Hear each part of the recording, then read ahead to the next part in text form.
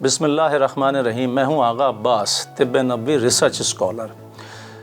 देखिए, सदक़े पे आज एक थोड़ी सी बात करेंगे हम।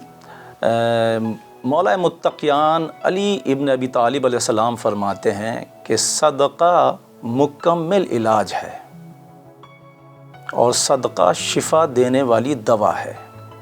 देखिए, कुछ बीमारियां ऐसी हैं जो हम इंसानों के गुनाहों की वजह से आ जाती हैं, और अगर रात के टाइम पर सदका आप दें, मतलब मगरिब के बाद सदका अगर आप दें, तो खुदा के, अल्लाह के गज़ब को सर्द कर देता है। वो बीमारी आपकी दूर हो जाती है।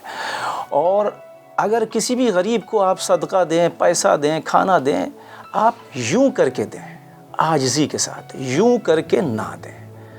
मतलब आप इस बात को मलूज़ ख़ातिर रखें कि यूं करके देने में उसकी इज़्ज़त नफ्स मजरूह हो सकती है।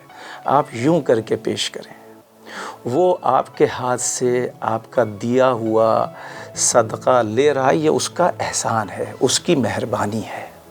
क्योंकि वो आप उसकी मदद करने के बाद, ये एक ऐसी नेकी है, अगर आप किसी गरीब की मदद कर रहे हैं तो यकीनन अल्लाह उसके बदले में आप पर रहम करेगा।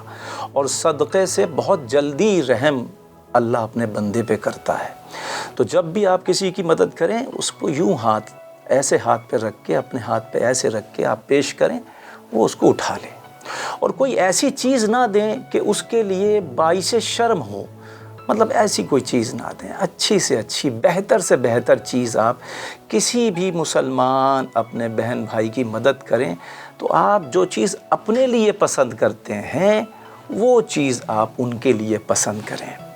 और ये यकीन करें कि जब आप उनकी मदद करते वक्त उनसे अगर आप ये जुमले कह दें कि आप मेरे हक़ में दुआ करें, वो जो दुआ आपको देंगे वो अल्लाह रब्बुल इज़्ज़त आपके हक़ में कबूल कर लेगा। आपकी दुआ मुस्तजाब हो जाएगी, आपकी परेशानी दूर हो जाएगी।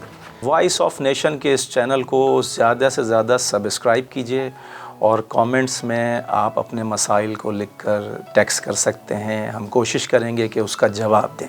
वस्सलाम, अल्लाह हाफ़िज़।